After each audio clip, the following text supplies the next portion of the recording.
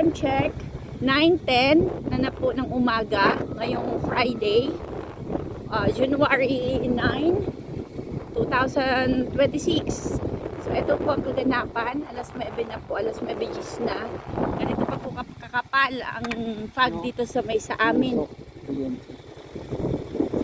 Dito po sa Bicol. Lakas po kami.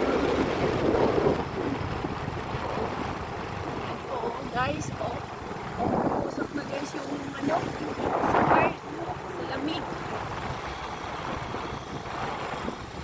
Ito po guys, para pong Baguio City.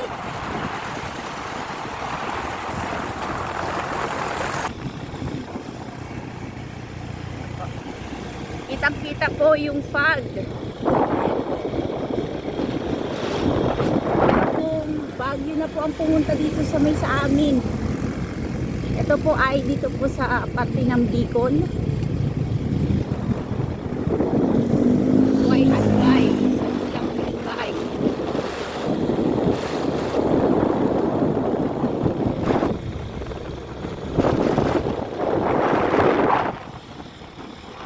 Ito po.